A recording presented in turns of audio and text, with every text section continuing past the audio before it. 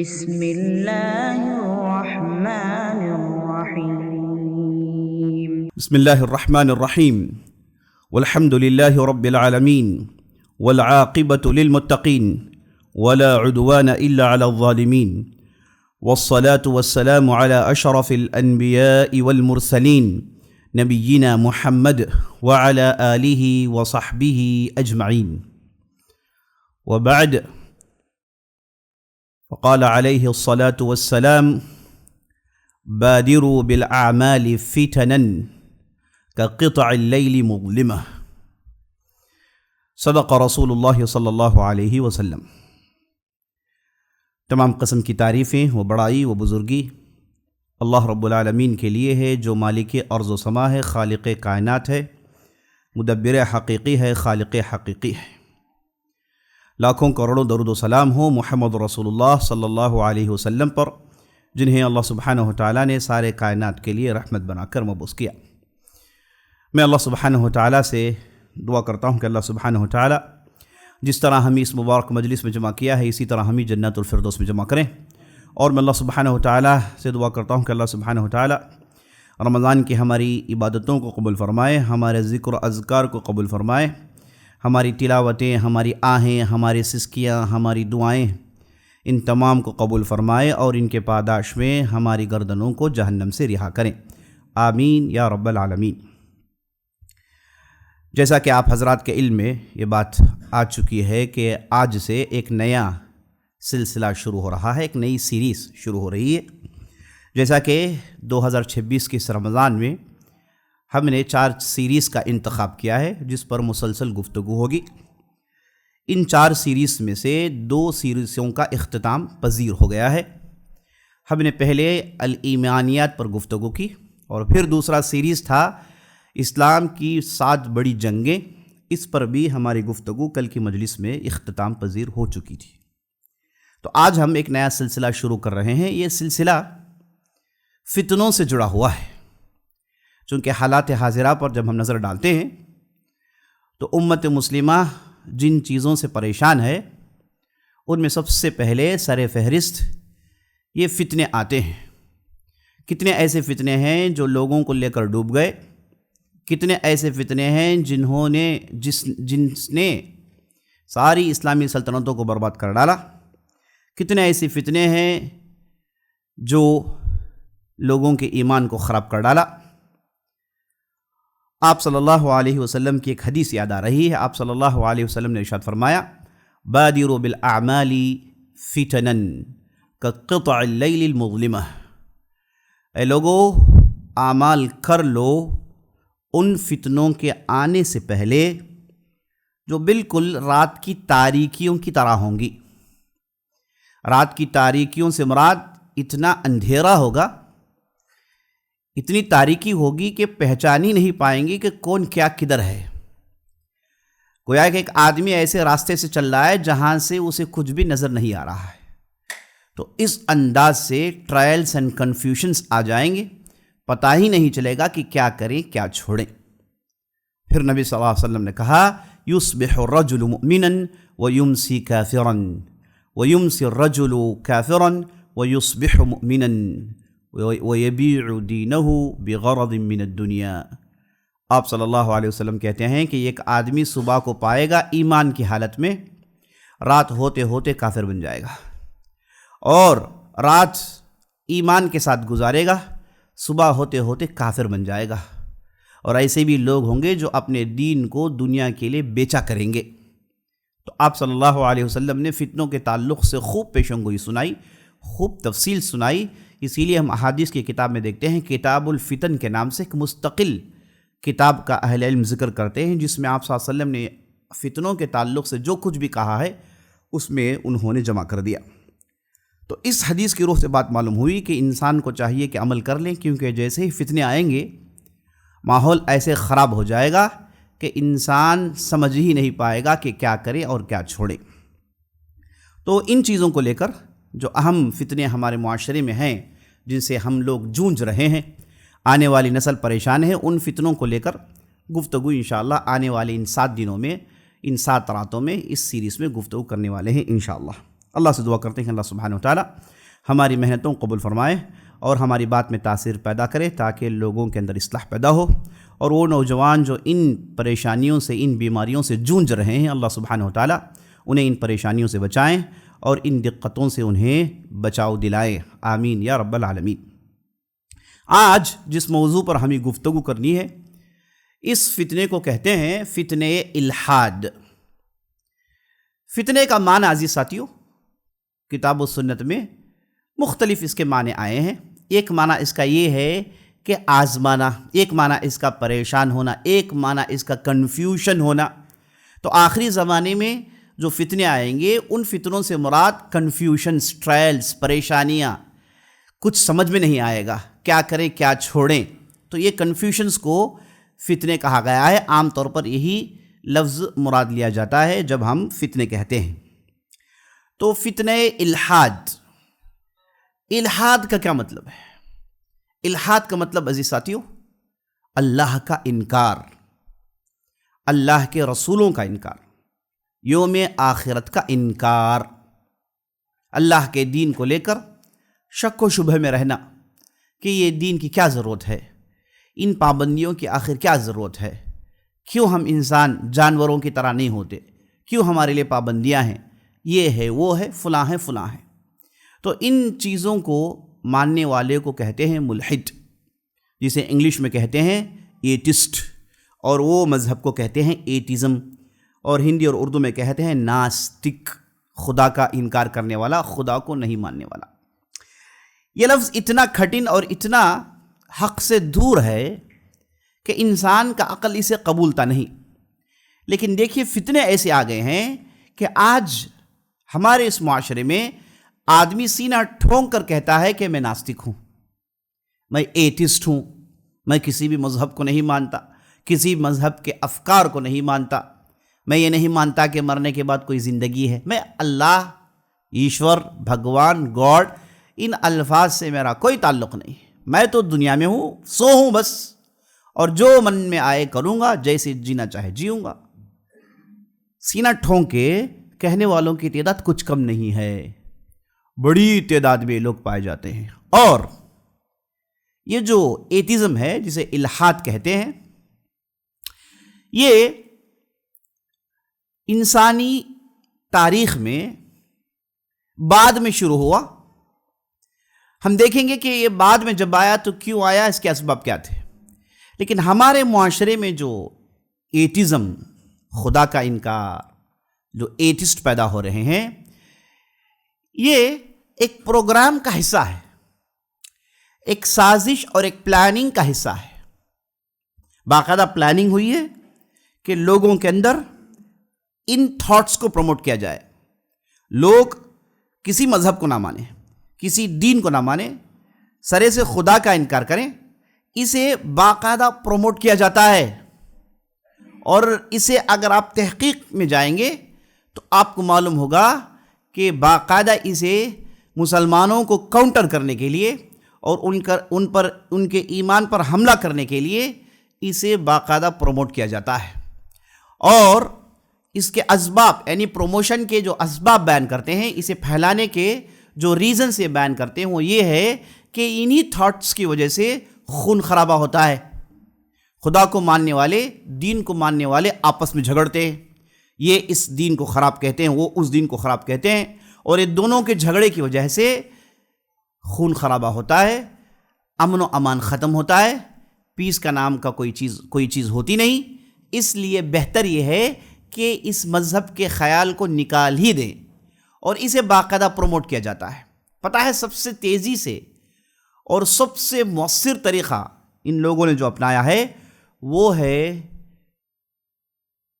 Novels, stories, قصے، کہانیاں، اور انہیں فلمانا، سوشل میڈیا میں لانا، ان کے فلمز بنانا، اور اس میں جو ہیرو ہوتا ہے وہ ملحد ہوتا ہے، اور اسے بالکل ویل سیولائزڈ، سمجھدار پروموٹ کرنا، پورٹرے کرنا، بتانا، اور اس کے سامنے جو لوگ دین کو مانتے ہیں انہیں وحشی شکل دینا اور اسے بدترین شکل میں پیش کرنا۔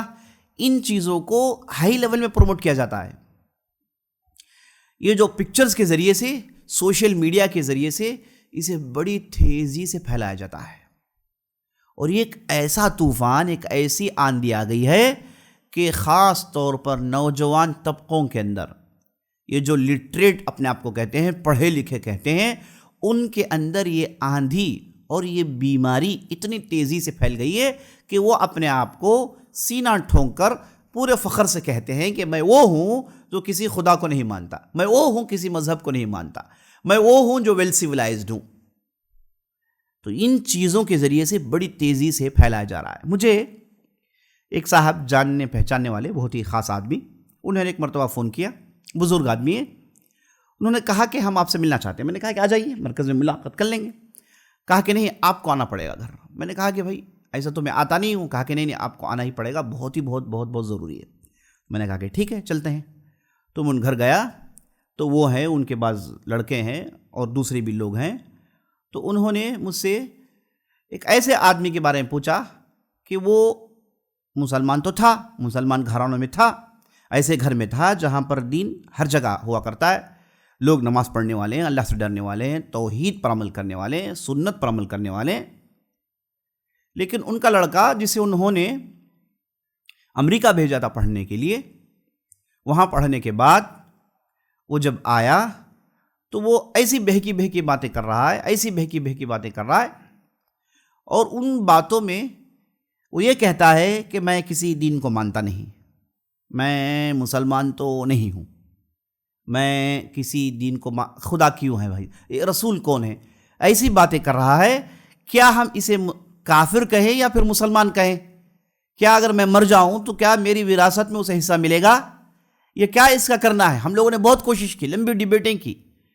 جتنی ہم زیادہ ڈیبیٹ کرتے ہیں اتنا وہ شدت اختیار کرتا ہے، اتنا زور سے وہ انکار کر رہا ہے، اور گھر کا پورا ماحول خراب ہو گیا ہے. ہم لوگ ڈرے ہوئے ہیں کہ ہماری یہ اولاد کیسے راستہ بھٹک گئی اور کیسے اس لیول کو پہنچ گئے. حالانکہ ہم وہ لوگ ہیں جو ہمارے گھر میں دین بچپن سے سکھایا جاتا ہے، دین بچپن سے عمل کرتے ہیں.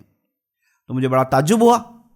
تو ان سے جب بات چیت ہوئی تو وہ جیسے کہتے ہیں نا، بل ایجوکیٹڈ آدمی کہتے ہیں کہ بھائی میں ان چیزوں کو مانتا نہیں، اور وہ آپ سے ڈسکس کرنے کے لیے تیار نہیں ہے.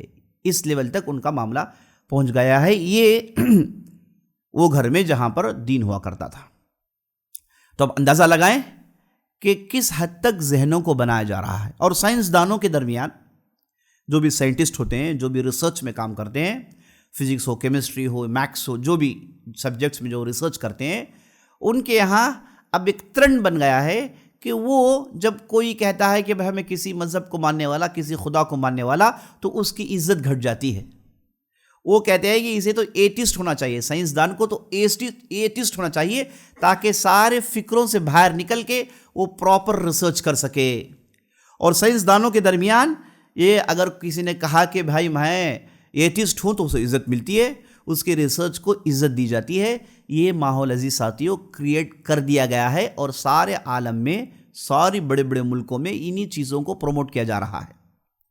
حالانکہ اگر آپ حقیقت پر نظر ڈالیں، اس پر تھوڑی سی بھی گفتگو کریں، آپ کو معلوم ہو جائے گا کہ سائنس اور ریلیجین، سائنس اور دین، یہ دونوں ایک دوسرے سے جھگڑتے نہیں ہیں، بلکہ سائنس محنت کرتا ہے حقائق کو جاننے کے لیے، اور ان حقائق میں وہ یہ ثابت کرتا ہے کہ بھائی صاحب یہ ساری دنیا کو بنانے والا ایک بہت بڑی طاقت ہے جس نے ساری دنیا کو بنایا.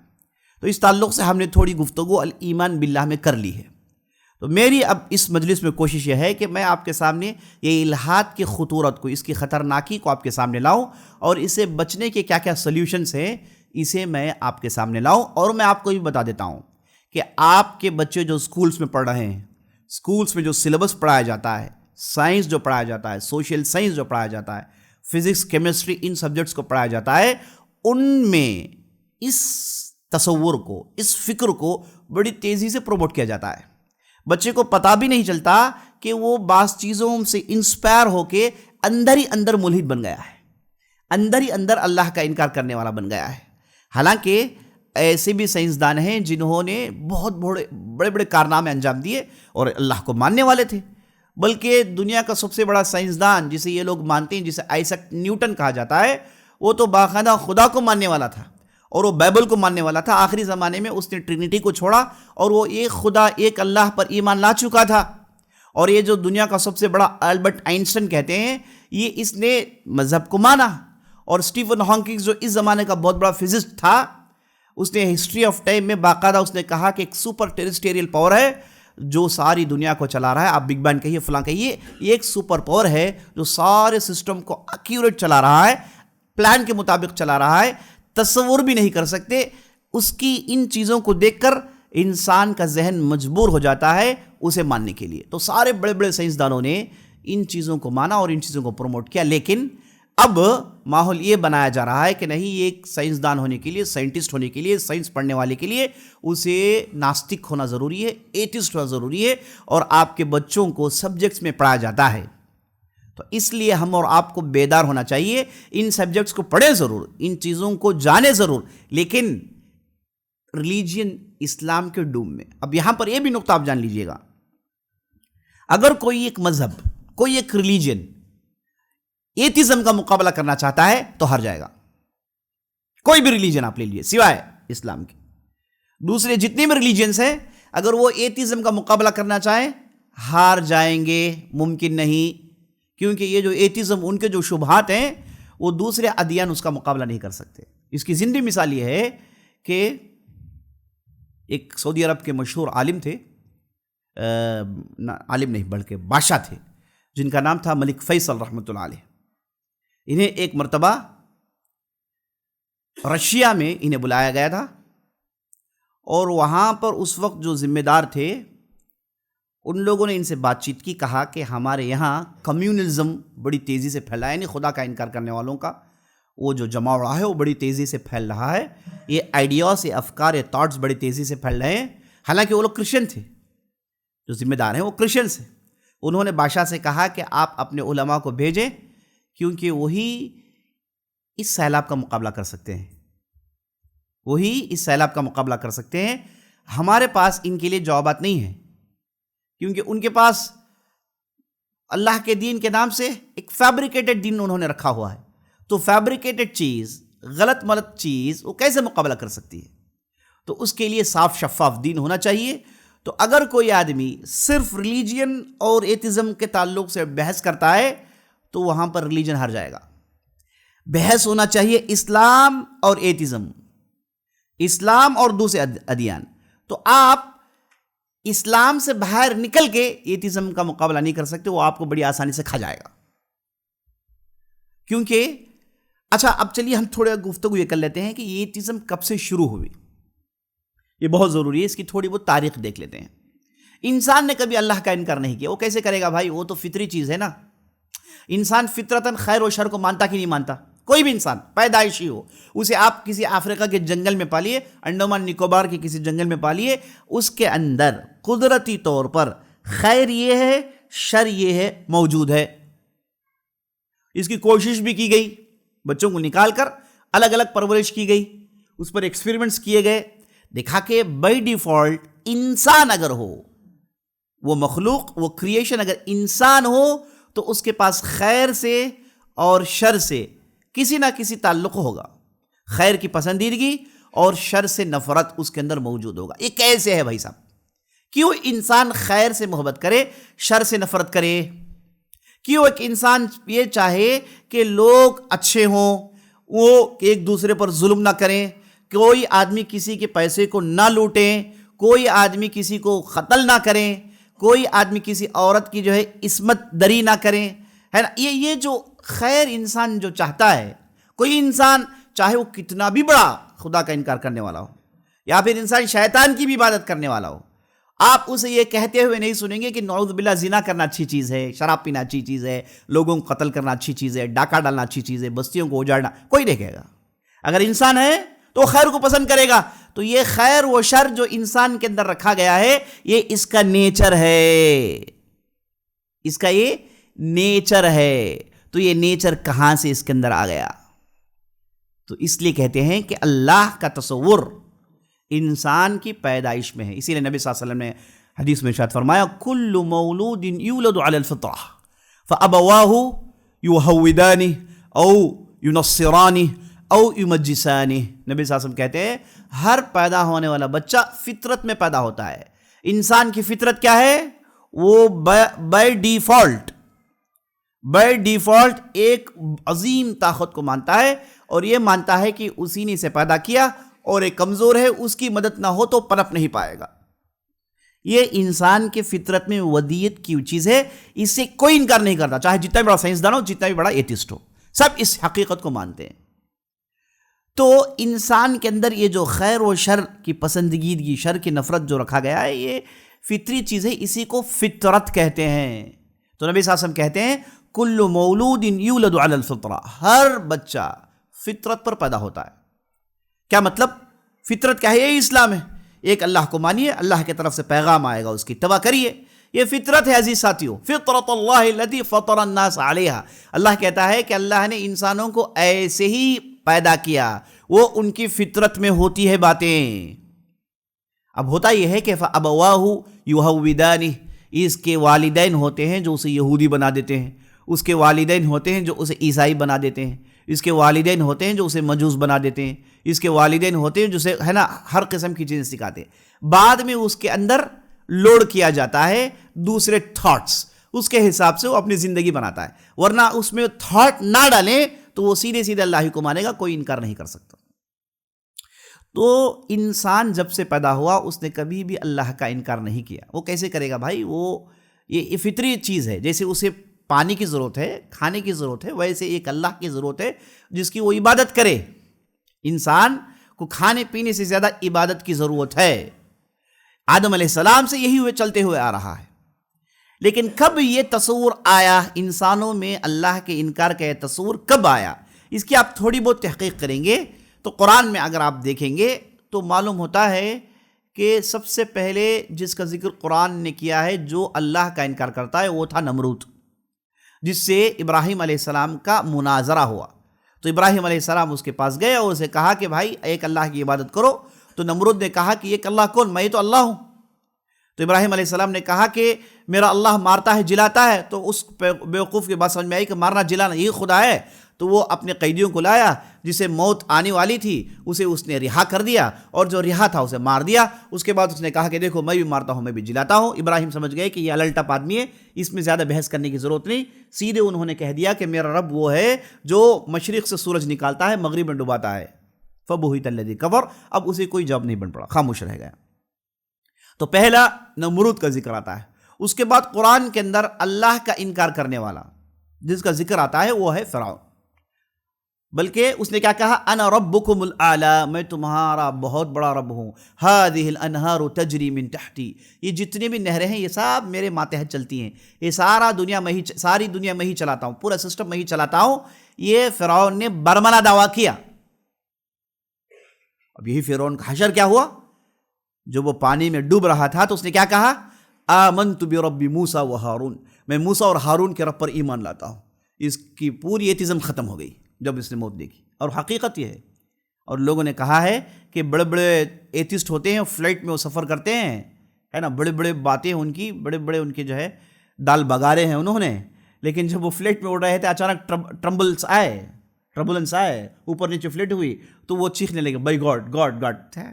تو یہ انسان جو ہے، یہ جو انکار کرتے ہیں خدا، یہ فطرت کے خلاف ہے، فطرت کے خلاف ہے. تو فرعون کا ذکر آتا ہے. تو ان دونوں کو آپ دیکھیے، ان دونوں نے اللہ کا انکار کیوں کیا؟ ان دونوں کو اپنی بستی کی پڑی تھی، اپنی گدی، اپنی کرسی کی پڑی تھی. دونوں یہ چاہتے تھے کہ اگر یہ ابراہیم کی بات مان لے، یہ موسیٰ کی بات مان لے تو لوگ اسے مانیں گے نہیں، اسے خدا نہیں مانیں گے، اس کی جو عظمت ہے وہ ختم ہو جائے گی، یہ بھی معمولی لوگوں میں سے شمار کیا جائے گا اور اس کی گدی چلی جائے گی، اس کی سلطنت چلی جائے گی. تو دنیاوی خواہشات کے لیے انہوں نے کیا کیا؟ اپنے آپ کو خدا کہا. ورنہ کوئی تحقیق، کوئی ریسرچ، کوئی علمی بات اس بنیاد پر انہوں نے نہیں کہا. اللہ نے قرآن میں بڑے اچھے انداز سے کہا وَجَحَدُوا بِهَا وَاسْتَيْقَنَتْهَا أَنفُسُهُمْ ظُلْمًا وَعُلُوًّا. یہ لوگ انکار کر رہے ہیں جبکہ دل کے گہرائی میں انہیں معلوم ہے یقین کیا چیز، انہیں معلوم ہے حقیقت کیا چیز ہے. تو یہ انکار کر رہے ہیں غرور میں آ کر، تکبری میں آ کر. کہ بھائی مجھے میری سلطنت چاہیے، میرا نام ہی ہو، میرا ہی بحث ہو، میری گفتگو، تو غرور تکبری کی بنیاد پر انکار ہے، کسی بھی علمی ریسرچ کے بنیاد پر انکار نہیں۔ قرآن میں نمرود اور فرعون کے بارے میں ہی پڑھتے ہیں۔ اور تھوڑا آگے بڑھیے آپ، ایتھزم جو زور پکڑا، خدا کا انکار یہ زور پکڑا 17 سینچری کے بعد، ورنہ اس سے پہلے خدا کا انکار کرنا، اللہ کا انکار کرنا ایتھز کا تصور نہیں تھا۔ اکا دکا کوئی ہوگا، اس کے بھی اسباب تھے۔ یہ 17 سینچری کے بعد یورپ میں ایسے لوگ سر اٹھائے جنہوں نے دین کا انکار کیا، اللہ کا انکار کیا۔ وہ کیوں اٹھے؟ اس کی وجہ کیا تھی؟ اس کی وجہ صرف اور صرف یہ تھی کہ یورپ میں مذہب عیسائی کے نام سے، کرسچینٹی کے نام سے چرچز لوگوں کو لوٹ رہے تھے۔ 17 سینچری سے پہلے کہا جاتا ہے کہ یورپ کے وہ بلیک ڈیز تھے، یورپ میں کوئی ترقی نہیں تھی، وہاں پر بھوک ماری تھی، لوگ جھگڑتے تھے، پلیگ، مصیبتیں تھیں، لوگ بڑی تعداد میں مرا کرتے تھے، یہ اسے کہتے ہیں بلیک ڈیز۔ اچھا، اب اس کی وجہ یہ بتاتے ہیں کہ لوگ وہاں پر عیسائی تھے، کرسچینٹی کو مانتے تھے، چرچ کو مانتے تھے، اور چرچ کے جو پادری تھے، وہاں کے جو بشپ، جو فادرز جو بھی تھے، انہوں نے دین کے نام سے لوگوں کو لوٹا، لوگوں کے پیسوں کو لوٹا، لوگوں کو اپنا غلام بنا کے رکھا تھا دین کے نام سے۔ کہا جاتا ہے کہ دیکھو یہ فلاں پوپ ہے، یہ دیندار ہیں، یہ عیسیٰ کے ماننے والے ہیں، ان کی بات چلے گی، یہی فیصلہ کریں گے۔ تو یہ جو عیسائی تھے، انہوں نے چرچ کے نام پر، مذہب کے نام پر خوب لوگوں کو لوٹا، خوب پیسے انہوں نے جمع کیے اور ترقی کرنے نہیں دی۔ انہی لوگوں نے گلیلیو کو مار دیا۔ گلیلیو ایک بہت بڑا سائنسدان تھا، اس نے سب سے پہلے کہا تھا کہ زمین گول ہے، تو انہوں نے کہا کہ بائبل میں تو زمین گول کا ذکر نہیں ہے، تو یہ بائبل کے خلاف چلا گیا، اسے جیل میں ڈالا 7 سال، اس کے بعد جیل مر گیا۔ تو ترقی کرنے نہیں دیتے تھے، کیونکہ یہ جو کرسچینٹی تھی یہ ایسے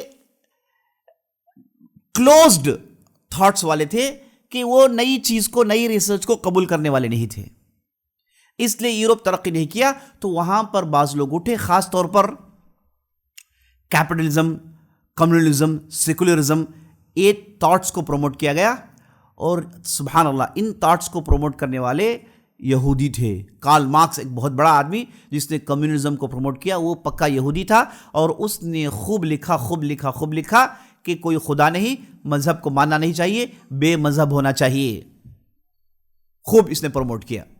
اور کہا جاتا ہے کہ یہودیوں کا ایک کھیل تھا، کیونکہ وہ غیر یہودیوں کو جینٹائلز مانتے ہیں، غیر یہودیوں کو کہتے ہیں کہ یہ جانوروں کی طرح ہیں، ان کے لیے کوئی وے آف لائف نہیں ہے، کوئی کوڈ آف لائف نہیں ہے، یہ تو منمانی کرنے والے ہیں، یہ جانوروں کی طرح ہیں، انہیں ایسا ہی ٹریٹ کرنا چاہیے۔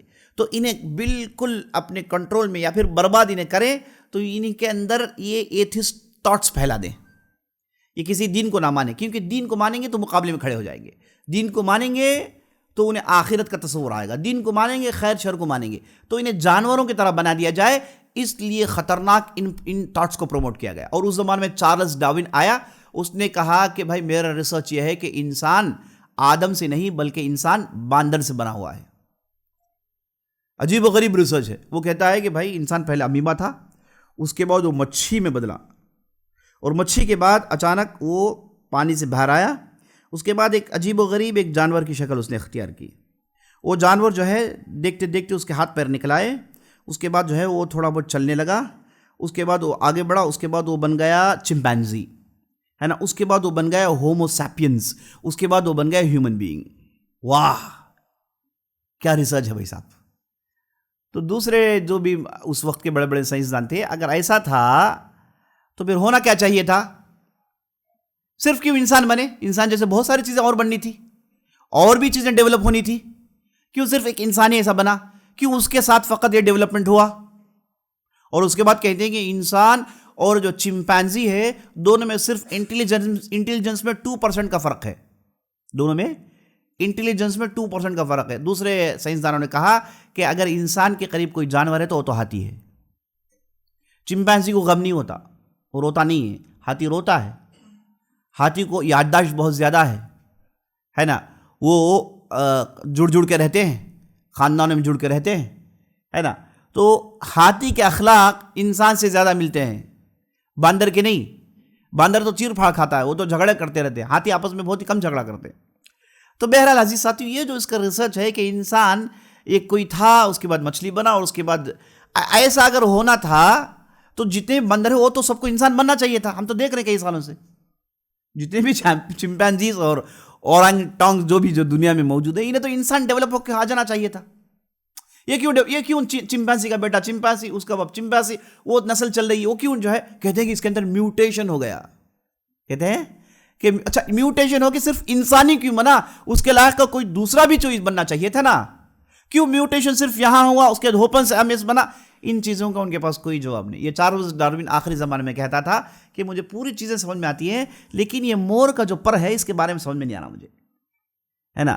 اور ایک یہاں ایک آئی لینڈ ہے انگلینڈ کے قریب، اسے گیلالاپاگوس کہتے ہیں کہ وہاں کی چیزیں بھی بہت ساری جو سمجھ میں نہیں آتی ہیں۔ تو بعد کے لوگوں نے کہا کہ یہ جو ڈاروین تھیوری تھا وہ اندر اپنے کہاں بیٹھ کے، ہو سکتا ہے اس کا باپ کوئی چمپینزی رہا ہو، لیکن یہ جو اس نے جو کیا ہے، یہ اس کی ایک وائلڈ تھاٹس ہیں۔ ان وائلڈ تھاٹس کو لے کے اس زمانے کے جو چرچ سے بیزار، دین سے بیزار ہو کر تھے، انہیں کچھ شیلٹر چاہیے تھا کھڑنے کے لیے، نئے تھاٹس چاہیے تھے ان کے لیے، تو انہوں نے ان تھاٹس کو استعمال کیا اور اس کے بعد اسے انہوں نے پروموٹ کیا، کہا کہ دیکھو بھائی صاحب، اب ان چیزوں کے ذریعے سے ہم یہ مذہب سے باہر نکل جا سکتے ہیں۔ تو یہ چرچ اور یہ پادری، یہ کرسچینٹی کے ظلموں کی وجہ سے یہ باطل افکار پیدا ہوئے۔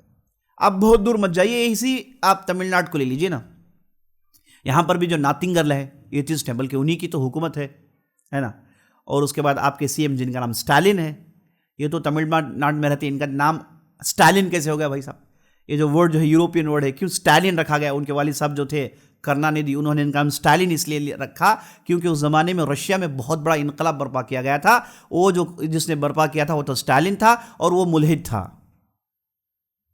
یہ جو کہتے ہیں کہ جو مذہب کے نام سے خون خرابہ ہوا ہے، تو یاد رکھ لیجئے گا، ساری دنیا میں اگر سب سے زیادہ خون بہایا گیا ہے تو یہی ایتھسٹ تھاٹس کی وجہ سے، یہی کمیونزم کے تھاٹس کی وجہ سے، ڈاروینزم کی وجہ سے۔ یہ جو اسٹالن کہیے آپ، اس کے بعد جو ہے دوسرے بڑے بڑے نام جو یورپ کے ہیں، یہ سب یہی ڈاروینزم، یہی کارل مارکس کے افکار اور اس کے تھاٹس کو ماننے والے ہیں۔ انہوں نے ایک تھاٹ لکھ دیا تھا کہ سروائیول فار دا فٹسٹ، جو آدمی طاقتور ہے وہی جینے کا قابل ہے، جو کمزور ہے اسے ختم کر دو۔ اور ہٹلر نے اسے بہت سیریس لے لیا، اتنا سیریس لے لیا وہ کہ اس نے سارے لوگوں کو ماننے کی ٹھالی، اور بستیوں کو جلاتا تھا۔ کہتا تھا یہودیوں کو، اس نے کہا کہ بھئی تم لڑ نہیں سکتے تو جیتے کیوں، مر جاؤ۔ اور اس نے جو ہے جرمنی میں صاف اعلان کر دیا تھا کہ بھائی جو بھی بچہ ہینڈی کیپ پیدا مار دو، اسے مرسی کلنگ کرو، اسے کیوں زندگی بھر تڑپتا رہے کیوں رہے، وہ کیسے مقابلہ کرے گا، مار دو سیدھے۔ تو یہ جو ایتھیزم کے تھاٹس ہے، اس نے فرسٹ ورلڈ وار کروایا، اس نے سیکنڈ ورلڈ وار کروایا۔ فرسٹ ورلڈ وار میں اس زمانے میں 6 ملین، سیکنڈ ورلڈ وار میں اس زمانے میں 60 ملین، اس زمانے کے اعتبار سے یہ بہت بڑی تعداد ہے۔ ہنگامہ بمباری، اندھا دھن لوگوں کو مارا گیا۔ اس کے پیچھے یہی کارل مارکس، یہی کمیونزم، یہی کیپٹلزم، یہی سیکولرزم، یہی دین سے بیزاری کے تھاٹس عزیز ساتھیوں، انہی لوگوں نے ساری دنیا کو برباد کر رکھا ہے۔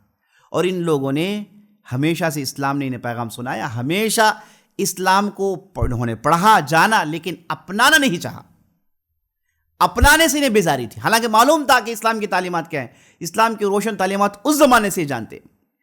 تو یہ جو بتا رہا تھا میں، ہمارے یہاں جو آپ تھوڑا دیکھیں گے، ہمارے یہاں جو تمل ناڈو کے اندر یہ جو اسٹالن جو نام رکھا گیا، وہ اس زمانے میں یہ جو بھی رشیا کے اندر جو بھی انقلاب آیا، یعنی دین سے بیزارگی کو پروموٹ جو کیا گیا، ان میں سے ایک صاحب تھے۔ تو ان کے والد صاحب چونکہ وہ بھی اسی آئیڈیالوجی کے تھے، انہوں نے اپنے لڑکے کا نام اسٹالن رکھ دیا۔ اچھا، اب یہاں تمل ناڈو میں یہ ناستک لوگ پیدا کیوں ہوئے، اس کی جو تاریخ وہ خود بتاتے ہیں۔ اس کی بنیادی وجہ ہندوازم، برہمنزم کی وجہ سے، یعنی ہندوستان میں 19 شروع کے آغاز، سینچری کے آغاز میں، یہاں پر یوروپ کے اندر، ترنیلویلی کے اندر بعض جہاں پر جو ہے، جہاں برہمنوں کا ڈومینیشن ہے، وہاں پر کوئی شودر چل بھی نہیں سکتا تھا، ہے نا۔ وہ اوپر کپڑا نہیں پہن سکتے، شرٹ نہیں پہن سکتے، وہ ان کے سامنے ہاتھ جوڑ کر ہی کھڑے ہوں گے۔ مندروں کے اندر کوئی نہیں جائے گا سوائے برہمن کے. برہمن کا نام، دین کا نام، مذہب کا نام لے کے یہاں کے جو مندروں کے پجاریوں نے جو لوٹا، برہمنوں نے یہاں کے لوگوں کو جو لوٹا، یہاں کے لوگوں کو جو قتل کیا، غارت گیری مچائی، سب دین کا نام تھا. کچھ کرو گے تو تم خدا کے اگینسٹ چلے جاؤ گے. ہم برہمن ہیں، ہم پاک نسل کے ہیں، ہم خدا کے فلاں حصے سے پیدا ہوئے ہیں، ہے نا، ہم لوگ خدا کے اوپر کے حصے سے پیدا ہوئے، تم لوگ شودر نیچے کے حصے سے پیدا ہوئے، تم ہمیشہ نیچے رہو گے. ہندوازم میں یہ جو چار، برہمنزم، ویشنواس، شتریاس، شودرا کہ یہ جو چار ہے نا، یہ لیئرز، یہ نہ ہو تو ہندوازم نہ ہوگا، ختم. یہ نہ ہو ہندوازم ختم. ہندوازم اسی چار لیئرز میں کھڑا ہوا ہے. یہ آپ یہ خدا کو مانیے نہیں مانیے، بدھ کو مانیے نہیں مانیے، وہ تو الگ بات ہے، اس کے باوجود آپ ہندو ہو سکتے، لیکن اسے نہیں مانیں گے تو آپ ہندو نہیں ہو سکتے. ہندوازم میں اتنی فلیکسیبلٹی ہے کہ آپ مانو یا نہ مانو، خدا کا انکار کرو کوئی مسئلہ نہیں انہیں، بدھوں کا انکار کرو کوئی مسئلہ نہیں انہیں، یہ خدا کو مانتے کوئی مسئلہ نہیں، ہزار کو مانتے کوئی مسئلہ نہیں، لیکن نہیں، یہ لیئرز کو ماننا پڑے گا. برہمن ہیں، فلاں شتریاز ہیں، فلاں ویشنواز ہیں، فلاں شودر ہیں، دلت ہیں، یہ نچلے طبقے کے لوگ، یہ برہمن ہیں نا، یہی سب سے اوپر ہیں، یہی اللہ کے قریب ہیں، یہی دین اور مذہب کو اپنے پاس رکھیں گے، یہی ویداس پڑھیں گے، یہی اپنشد پڑھیں گے، یہی لوگوں کو سکھائیں گے. یہ پیدا ہوئے ان کی خدمت کرنے کے لیے. یہ ایسا گہرا، اس گہرائی کے ساتھ ان کے دل و دماغ میں ہے کہ آج ان کے لوگوں کو آپ دیکھیں گے، برہمن باہر آ کے ہارمونی کی بات کریں گے، پیس کی بات کریں گے، لیکن یہ چیز چھوڑ نہیں سکتے، وہ یہ چیز چھوڑ ہی نہیں سکتے. اور اگر آپ جائے کوئی بھی ایک گورنمنٹ کے ویب سائٹ میں چلے جائیے، کچھ فارم فل اپ کرنے کے لیے کوئی فارم نکال لیجئے، اس میں جائیے، ریلیجن سیلیکٹ کریے ہندو، اس کے بعد سیلیکٹ کریے کاسٹ. پتہ کتنے کاسٹ نکل آئیں گے؟ 580 کاسٹ نکل آئیں گے. 580 کا. اگر آپ ریلیجن اسلام سیلیکٹ کریں گے تو اس میں 8 آتے ہیں، اس میں شیخ ہے نا، اس کے بعد اس میں لبے. یہ کیا کاسٹ ہے؟ یہ کاسٹ نہیں ہے، یہ لوگوں کے زبانوں کے حساب سے ان کے جو ہے ان کے کلاسیفیکیشن سے. اور ان کے یہاں کیا ہے؟ 580 سے زیادہ. یہ فلاں ارنددیار ہے، یہ فلاں کا نسل ہے، یہ فلاں ہے، یہ فلاں ہے، فلاں. یہ نسل پرستی، یہ کیا سسٹم ان کے خون میں، رگ و ریشے میں ہے. دیور جو ہے کبھی بھی شودر کو نہیں مانیں گے، مر جائیں گے، قتل ہو جائیں گے. اکیلا آدمی ہوگا، ہزاروں سے لڑ جائے گا، کہے گا کہ نہیں میں ہی اوپر ہوں، تم نیچے ہو، ہے نا. چاہے میں جتنا بھی غریب ہوں، چاہے تم جتنے بھی کروڑ پتی ہو، چاہے میں جتنا بھی ان پڑھ ہوں، چاہے تم IAS آفیسر ہو، نہیں تم مجھ سے نیچے ہو، میں مان نہیں سکتا اسے. ان کی گھٹی میں بات پڑی ہوئی ہے عزیز ساتھیوں. تو یہ جو مذہب کے نام سے یہاں پر جو لوگوں کو غلام بنایا گیا، اس کے لیے پیدا ہوا ایک صاحب، بہت سارے لوگ پیدا ہوئے، اس میں سے جو نام نہاد ایک تھا پیریار. وہ رہتا تھا یوروپ میں، وہ خود سوامی تھا ایک مندر کا، خود ایک مندر میں وہ سوامی تھا، لوگوں کو پوجا پاٹ کرتا تھا. اور یہ چونکہ اونچے براہمن طبقے سے نہیں تھا تو لوگ اسے دھتکارتے تھے. اس نے بہت کوشش کی لیکن لوگوں نے مانا، اس سے باہر آیا، اس نے کہا کہ بھائی خدا ہی نہیں ہے، چلو مانتا نہیں. خدا مانے ان کو ماننا پڑے گا، خدا کہیں گے تو پھر برہمن کو ماننا پڑے گا، ایریون کہیں گے تو ان کے باتوں کو ماننا پڑے گا. تم بھی نہیں ہے، نہ ایریون، نہ رہے بانج، نہ ہے باجے بانسوری، ختم، چلو نہیں مانتے جاؤ. اس کے بعد ایک لوگ اٹھ کے کھڑے ہوئے، ان کا مقابلہ کیا گیا اور ان لوگوں نے قلم کو پکڑا، لٹریچر کو پکڑا، لکھنا شروع کیا. خوب لکھتے تھے اور لٹریچر کو پھیلاتے تھے، اور انہوں نے لوگوں کے ذہنوں کو بدلایا. یہ بہت بڑا کارنامہ ہے کہ تمل ناڈو جیسے علاقے میں، جہاں کے ایک سٹی میں جسے کانجی پورم کہا جاتا ہے، وہاں پر 1000 مندر ہیں. پورے ہندوستان میں کاشی متھرا کو چھوڑیں گے تو ہندوؤں کے لیے سب سے مقدس کیا ہے؟ کنیا کماری ہے، یہاں ہندوستان میں مدورئی ہے، یہ علاقے ہزاروں کے مندر ہیں. اب مہابلی پورم جائے، مندروں سے بھرا پڑا ہوا ہے، یعنی بت پرستی گھٹی میں بڑی ہوئی ہے. تو اس ماحول میں یہ لوگ اٹھے، ان لوگوں نے ان کی طاقت کو توڑا، تو بہت بڑی بات ہے. لیکن یاد رکھ لیجئے، ان میں سے کسی نے اسلام کے خلاف کچھ بولا نہیں. ان کا معاملہ تھا ہندوؤں کے ساتھ، انہوں نے مذہب کا انکار کیا اسی برہمنزم کی وجہ سے، اسی جو ہے ذات پات کی وجہ سے، ورنہ انہوں نے کبھی اللہ کا انکار تحقیق کی بنیاد پر نہیں کیا. ان میں جتنے بھی بڑے بڑے آپ نام لے لیجئے، بڑے بڑے لوگ ہیں ان کے، ہے نا، ایسے ایسے لوگ ہیں جنہوں نے رامائن اپنشد سب کا تمل میں ترجمہ کیا ہے، سب کا پوسٹ مارٹم کیا ہے، لفظ لفظ کو لے کر آپ اندازہ نہیں لگا سکتے اتنا کام ان لوگوں نے کیا ہے. لیکن ان میں سے کسی کو آپ یہ کہتے ہوئے نہیں دیکھیں گے کہ بھائی میری تحقیق یہ ہے کہ اللہ نہیں ہے. جب بھی آپ ان سے گفتگو کریں گے سیدھے ہندوازم کو لے کر آ جائیں گے، کہیں گے بھائی ان میں دیکھو مذہب میں یہ مذہب میں فلاں میں فلاں، یہ صاحب ہندوازم میں ہے، اسے چھوڑ دیجیے، آپ اسلام کو لے کر بات کریے. رک جائیں گے، ان کے پاس کوئی گفتگو کرنے کے لیے گراؤنڈ نہیں ہے. تو عزیز ساتھیوں، ساری دنیا کی تاریخ یہی بتاتی ہے کہ لوگوں نے اللہ کا انکار کیا. سب سے پہلے مذہب کی بیزارگی کی وجہ سے، مذہب کے نام سے. جیسے آپ اگر پڑھیں گے، میں آپ کو مختصر بتا رہا ہوں، اگر آپ ہے نا 17 سینچری سے پہلے یورپ کے اندر جو چرچز کا جو ڈومینیشن تھا، ہے نا، یہ خاندان میں فیملی ہے، اس کی بچی پیدا ہوئی، وہ آئیں گے لے جائیں گے بچی کو، کوئی روک نہیں سکتا. چرچ والے آئیں گے، بچی لے جائیں گے، ننز بنائیں گے، آپ کے بچوں پر ان کا ڈومینیشن چلے گا. آپ کا گھر ہے، وہ آئیں گے اچانک کہیں گے کہ بھائی تمہارا گھر جو ہے یہ آپ ہٹا لو، یہاں پر چرچ کا ڈومینیشن ہے، بھگا دیں گے لوگوں کو. خوب لوٹا ہے، اندھادھند لوٹا ہے، بہت سارے اس کی مثالیں ہیں، تفصیل میں جانا نہیں چاہتا میں.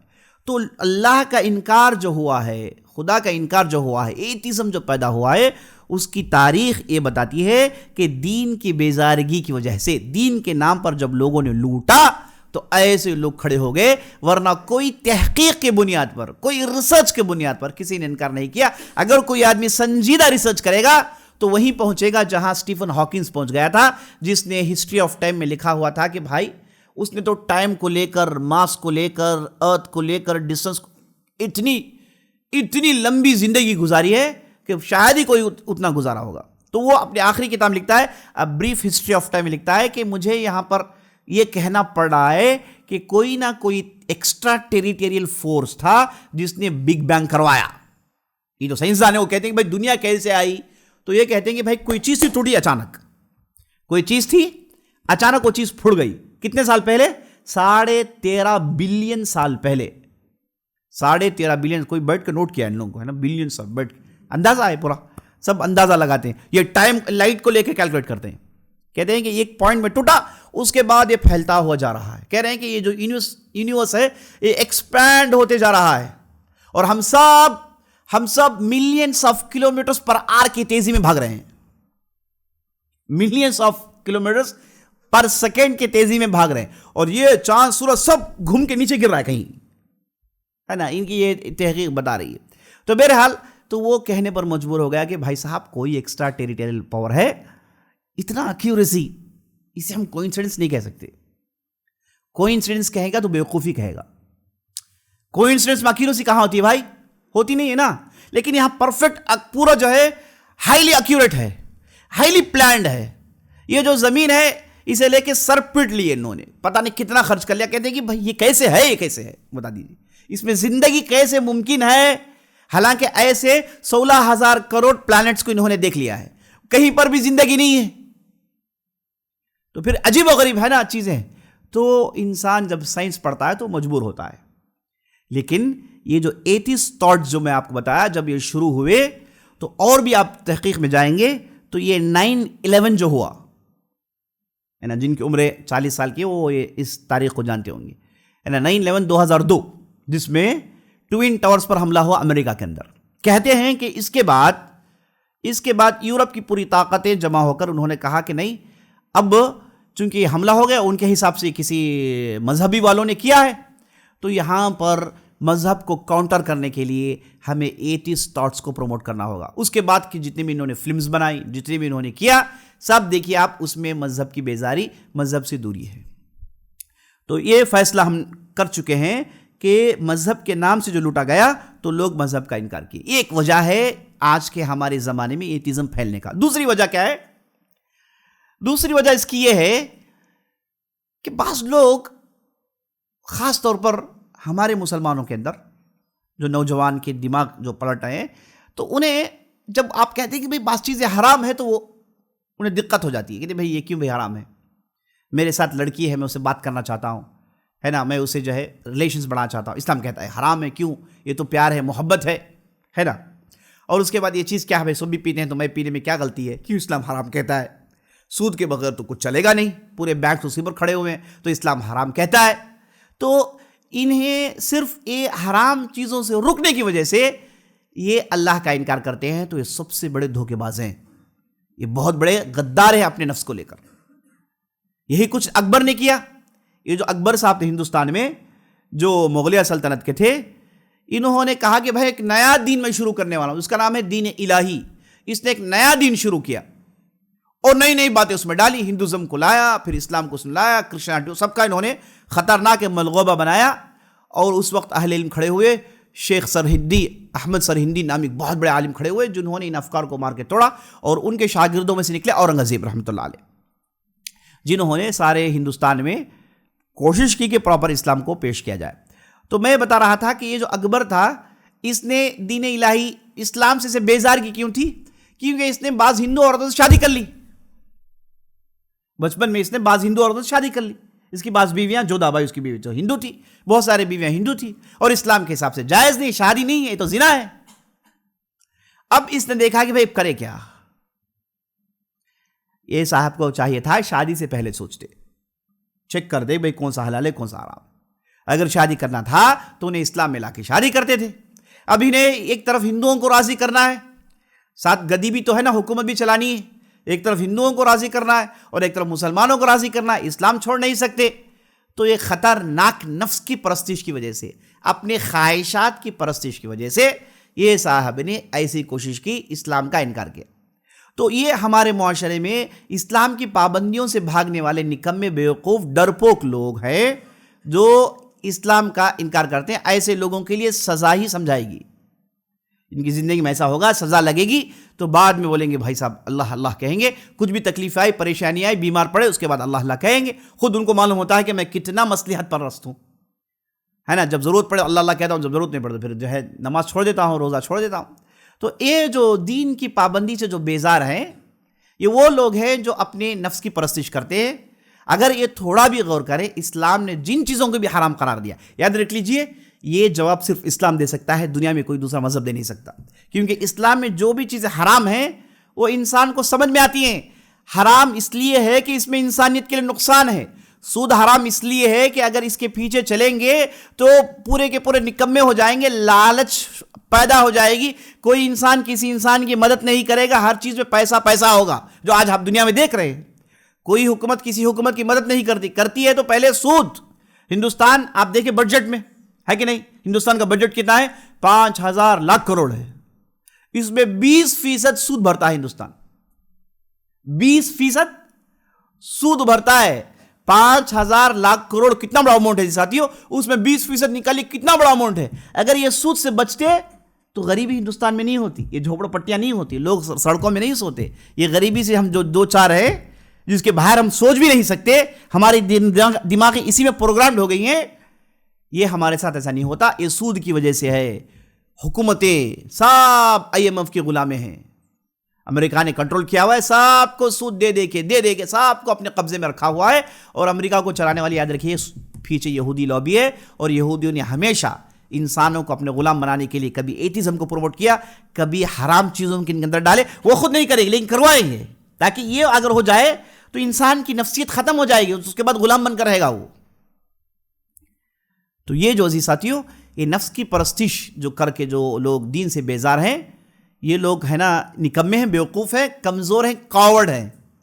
اگر یہ تھوڑا بھی غور کرتے کہ بھائی اسلام کی تعلیمات بہترین رہیں اور انسان کی ضروریات کو اسلام کی تعلیمات میں بھرپور اسے فائدہ ہوتا ہے۔ زنا اسلام نے حرام کیا تو عقل سے اس کا گہرا تعلق ہے۔ ایک نوجوان آیا نبی صلی اللہ علیہ وسلم کے پاس، آگے کہ یا رسول اللہ اذن لی بالزنا، اے اللہ کے رسول مجھے زنا کی اجازت دیجیے۔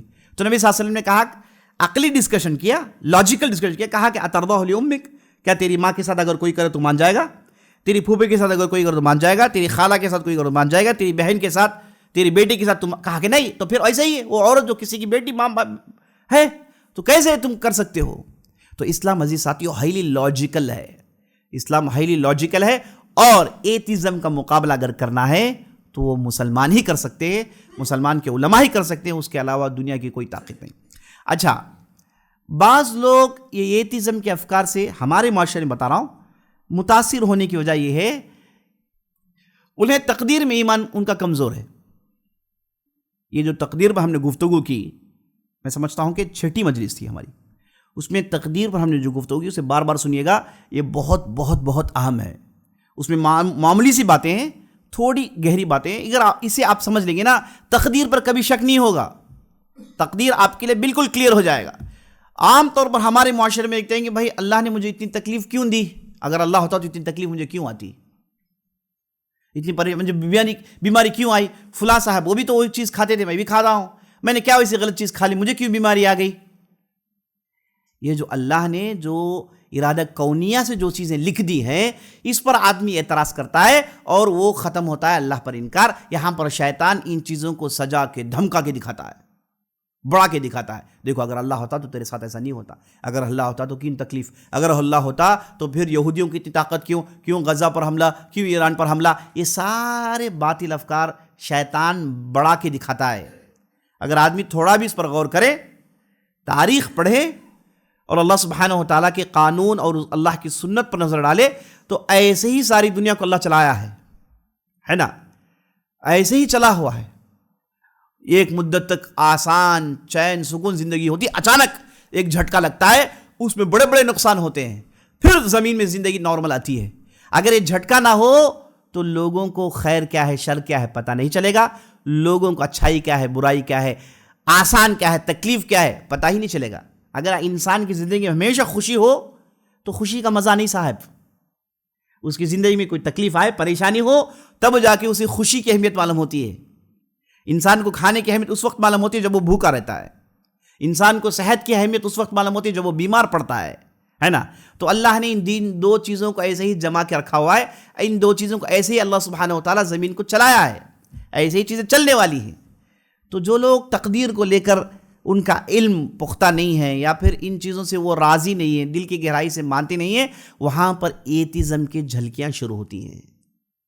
تو اس کے لیے سلیوشن عزیز ساتھیوں، جیسے آپ کو میں نے بتایا، اس کے لیے واحد سلیوشن یہ ہے کہ ہم مسلمان جو صحیح دین، صحیح عقیدہ، صحیح منہج جاتے ہیں، ہم اور آپ کو چاہیے کہ ان چیزوں کو پروموٹ کریں. اور یہ جو سکولز میں جو سبجیکٹس پڑھائے جاتے ہیں، سکول میں جو سائنس پڑھائی جاتی ہے، یہ اگر بچہ پڑھ کر آئے تو گھر میں والدین کی ذمہ داری ہے کہ وہ اس میں سے خامیوں کو نکال کے بتائیں. بھائی صاحب سائنس ایسے بھی ہو سکتا ہے. اب یہ مصیبت کی بات ہے کہ سائنس کے لکھنے والے یہ تھاٹس کے ہیں، ورنہ سائنس کو اچھی طریقے سے لکھا جا سکتا ہے. اور یہ جو فلسفی ایک سبجیکٹ ہے جسے بڑے زور و شور سے پڑھایا جاتا ہے، فلسفی ہے نا، اور وہاں سے یہ الہاد کے جراثیم نکلتے ہیں. یہ جو فلسفی ہے جو پھر لاجک اور ریشنلزم کو پروموٹ کرتا ہے، وہ تو کہتا ہے کہ ہر چیز میں شک کرو، سیدھے شروع پہلا دن فلسفی میں پڑھایا جاتا ہے کہ شک کرو، سب میں تم اپنے آپ میں شک کرو، تم انسان ہو کہ نہیں شک کرو، جو بھی دکھ رہا سب پر شک کرو، سب کو بریکٹ میں رکھو، سب اپنے دماغ میں سوچو سوچو سوچو سوچو سوچو، اس کے بعد تمہیں سمجھ میں آئے تو بریکٹ سے باہر نکال کے ماننا، وہ اگر نہیں آیا تو بریکٹ کے اندر ہی رکھنا. یہ کون کہتا ہے؟ ہیوم، ایک بہت بڑا جو ہے فلسفر ہے، بہت کچھ اس نے لکھا ہوا ہے. وہ کہتا ہے کہ ہر چیز کو بریکٹ میں رکھ لو، شک کرتے رہو اور اس کے بعد سوچتے رہو. اگر تم سے کوئی پوچھے کہ تمہارا مذہب کیا ہے، کہو کہ کچھ بھی نہیں، ابھی میں سوچ رہا ہوں، ابھی ریسرچ کر رہا ہوں. تم سوچو، دماغ لگاؤ بہت، اور تمہیں اگر تمہارے عقل کو سمجھ میں آئے تو مانو، نہیں مانا تو انکار کرو، کوئی مسئلہ نہیں. ہم کہتے ہیں بات صحیح ہے، انسان کو دماغ لگانا چاہیے، سوچنا چاہیے، لیکن ان چیزوں میں سوچے جو کریشنز ہیں، ان چیزوں میں سوچے جو اس کی طرح مخلوق ہیں. یہ قاعدے تم بنا کر اسے اللہ کے اوپر فکس کرنا چاہو تو کہاں کی انصافی ہے بھائی؟ یہ کون سا لاجک مانے گا؟ آپ نے قمیص چھی ہے بچوں کے لیے اور سیدھے ہاتھی کو پہنانے کے لیے چلے گئے. یہ کیسا بھائی صاحب؟ عقل تو نہیں. آپ قمیص سی ہے بچے کو پہنائیے نا، اپنا دماغ لڑائیے. تو دماغ آپ کا جو ہے وہ اتنا ہی لیول کا ہے جتنا اللہ نے دیا ہے نا. تمہارا دماغ کا لمیٹیشن ہے، تو آپ اس لمیٹیشن میں جو آتے ہیں اسے مانو. جو اس لمیٹیشن میں کیسے مان سکتے ہو؟ تم نے آج تک یہ نہیں دیکھا کہ بھائی صاحب یہ جو مخلوقات ہیں اس کا اینڈنگ کیا ہے. تو تم ہر جگہ یہ محسوس کرتے ہو کہ بھائی اگنورنس بہت. یہ خود کہتے ہیں کہ intelligence lies beyond the space, beyond the earth. عقل مندی کہاں ہے؟ زمین کے باہر ہے. زمین کے باہر عقل مندی، یعنی یہ جو کچھ دیکھتے ہیں کہتے ہیں کہ بھائی اللہ اکبر ہے نا، ایک خطرناک کوئی ہے جو چلا رہا ہے. تو خود مانتے ہیں انٹیلیجنس لائز بیفور، اور یہ کہتے ہیں کہ اگر ایلینز ہو وہ تو ہم سے بہت زیادہ عقل مند ہوں گے. ایلینس اب تک انہیں نہیں ملے، ہے نا، کوشش کر کر کے ان کی پوری دماغ کے رگیں گھس گئی ہیں، پوری طاقت انہیں لگا دی ہے، پیسے خوب لگا دیا ہے، جتنا ہو سکے لگا دیا ہے، لیکن انہیں آج تک کوئی ایک بھی ایلین نہیں ملا. لیکن اتنا انہیں معلوم ہے کہ اگر یہ ایلین ملے گا تو ہم سے بہت عقل مند ہوگا. وہ کیوں بھائی؟ کیونکہ عقل مندی کہاں ہے؟ زمین کے باہر ہے. تو خود مانتے ہو کہ عقل تمہارا کم ہے، تم لمیٹڈ ہو، اور اس کے بعد تم نے ایک رول بنا لیا اور اس میں اللہ کو رول میں فکس کرنا چاہتے ہو.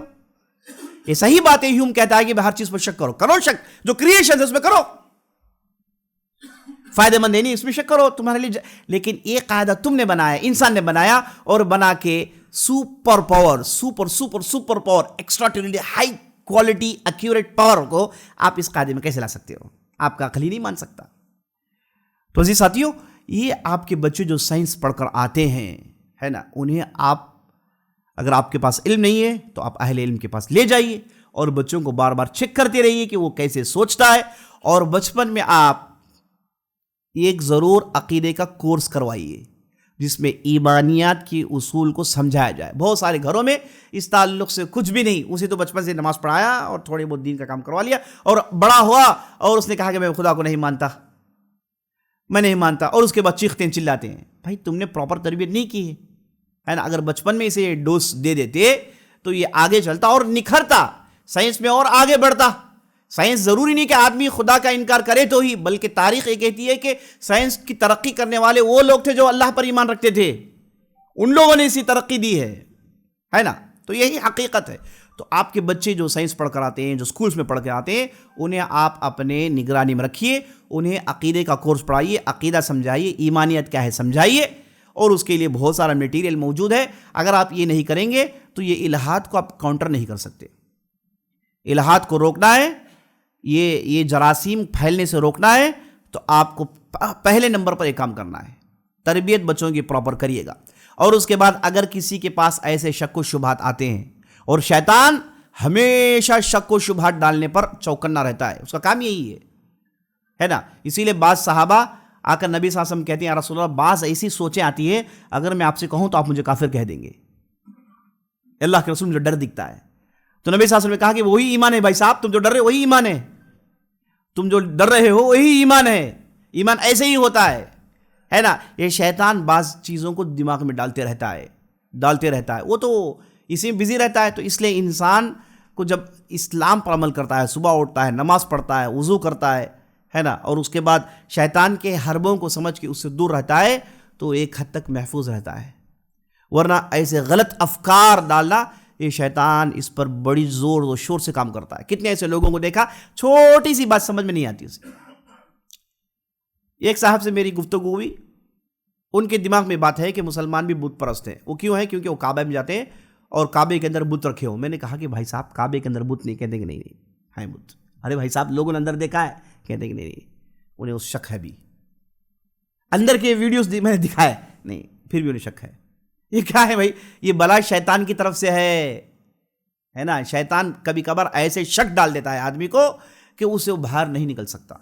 اسی لیے اعوذ باللہ من الشیطان الرجیم پڑھنا چاہیے. آدمی ہے نا شیطان کے حربوں سے ہمیشہ ایسی سوچ آئے تو اس سوچ کے پیچھے بھاگنا نہیں ہے. جان لینا چاہیے کہ بھائی میرا دماغ لمیٹڈ ہے، میرا نالج لمیٹڈ ہے، تو مجھ سے زیادہ جاننے والے، زیادہ پڑھے لکھے لوگ ہیں، جاؤں میں ان سے گائیڈ لائنس لوں، اس کے بعد میں فیصلہ کروں. تو یہ ساری چیزیں عزیز ساتھیوں جن کے ذریعے سے ہم اس الحاد کے اس فتنے کو روک سکتے ہیں. یہ بہت ہی خطرناک فتنہ ہے عزیز ساتھیوں، پتہ نہیں چل رہا ہے، بہت سارے گھروں میں بڑی تیزی سے پھیل رہا ہے، اسے پروموٹ کیا جاتا ہے.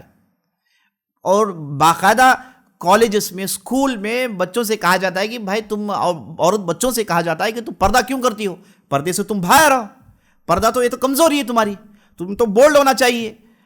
مذہب میں یہ ہے، تو مذہب کیا؟ مذہب تو یہ گھر کی چیز ہے، مذہب تو ایک انٹرٹینمنٹ انسان نے بنا لیا، عقل کو کہاں لگتا ہے؟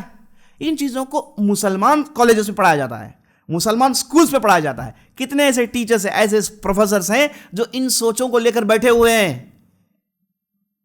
اور شیطان ان کے اندر غرور ڈال دیتا ہے. وہ دین پر عمل کرنے والے داڑھی ٹوپی پردہ دیکھتے ہیں تو انہیں حقیر کی نظر سے کہتے ہیں کہ بھئی ان سیولائز لوگ ہیں، ان ایجوکیٹڈ لوگ ہیں. غرور جیسے اللہ نے قرآن میں ارشاد فرمایا جو فطرت کا انکار کرتے ہیں ظلم و علو تکبری ان کے اندر پیدا ہو جاتی ہے، شیطان ڈال دیتا ہے تکبری اندر. تو اس لیے عزیز ساتھیوں ان چیزوں کو سمجھ کے اس خطرناکی کو سمجھنا چاہیے سب سے پہلے، اور اس پر نظر رکھنا چاہیے، اور اس تعلق سے جو بھی آدمی اپنی سکت رکھائے وہ سارے سکت لگائیں اور اس طوفان کو روکیں، ورنہ ہوگا کیا؟ ورنہ وہی ہوگا، آپ دیکھتے رہیں گے آپ کے سامنے آپ کے بچے نعوذ باللہ کافر ہو جائیں گے، نسل نسل لوگ کافر ہوتے چلے جائیں گے، شیطان انہیں چھر کے چاپ کے ڈال دے گا. اللہ تعالیٰ سے دعا کرتے ہیں اللہ سبحانہ وتعالی ہم اور آپ کو ہم نے جو بھی کہا ہے جو بھی سنا اس کے مطابق عمل کرنے کی توفیق بخشے.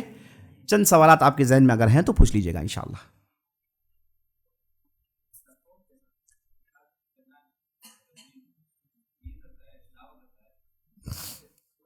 سوال کر رہے ہیں کہ اگر کوئی بچہ اس سوچ کا ہے، کوئی آدمی اس سوچ کا ہے تو اس کی توڑ کیا ہے؟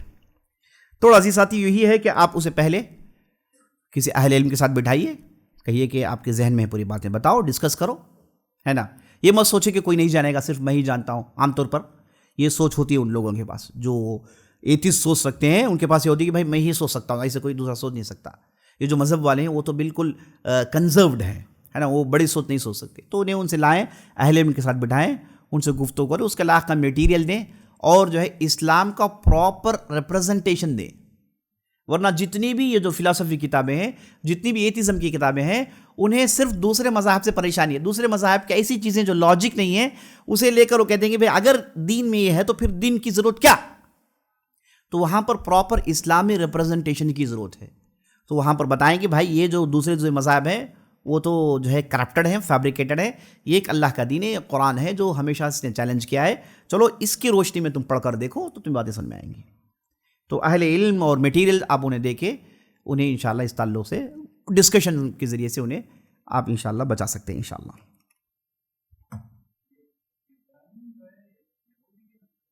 سوال کر رہے ہیں کہ کیا برہمن یہ یہودیوں کی نسل سے ہیں؟ یہ کہا جاتا ہے لیکن اس کا کوئی پروف نہیں ہے. یہ جو برہمن ہیں یہ آریہ سے، یہ سینٹرل ایشیا سے آئے ہیں، ہے نا، یہ سینٹرل ایشیا سے آئے ہیں، اور ان کی جو سنسکرت زبان ہے اور پرانی فارسی پہلوی زبانیں دونوں ایک دوسرے کی بہنیں ہیں، ہے نا، دونوں کا جو سٹرکچر سیم ہے. تو معلوم ہوتا ہے کہ یہ آریہ سے آئے ہیں. تو یہ ایرانی جو ہے فارسی اور یہ جو ہیں برہمن یہ ایک ہی نسل کے ہو سکتے ہیں، دونوں آریہ سے سینٹرل ایشیا سے آئے ہیں. البتہ یہودی جو ہے وہ تو بنی اسرائیل کے ہیں، اور یہ فلسطین ان کے علاقے، اور یہ زیادہ یورپ کے اندر پھیل گئے، پولینڈ، جرمنی، امریکہ میں اور آسٹریلیا میں بہت زیادہ ہیں. اور یہ بھی آپ اچھی طریقے سے جان لیجئے گا، یہ جو آج کے زمانے میں جو یہودی کہتے ہیں یہ اصل میں یہودی ہی نہیں ہیں. الکانیز ایک قبائل کے لوگ ہیں، وہ آگے چل کے یہودیت کو انہوں نے اختیار کر لیا، ورنہ نسلاً بنی اسرائیل بہت ہی کم ہے، بہت ہی کم ہے. یہ جتنی بھی آپ گوری چمڑی دیکھتے ہیں، یوروپین دیکھتے ہیں، ان لوگوں نے یہودیت کو اختیار کر لیا. خطرناک ان کے اندر کنفیوژن ہے نا. پراپر اگر بنی اسرائیل کی اگر نسل نکال کر دیکھیں گے تو یہ بہت ہی کم ہے. واللہ اعلم.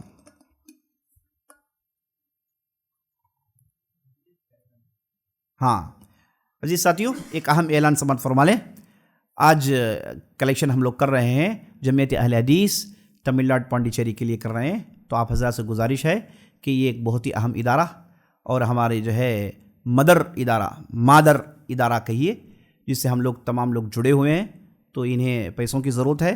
تو آپ حضرات سے گزارش ہے کہ آپ دل کھول کے پیسے لگائیں، اور یہ یقین جانیں کہ پیسے صحیح جگہ استعمال ہوں گے اور صحیح پرپس کے ساتھ استعمال ہوں گے، اور اللہ سبحانہ وتعالی آپ کے یہ خیرات کو قبول فرمائے. آمین یا رب العالمین.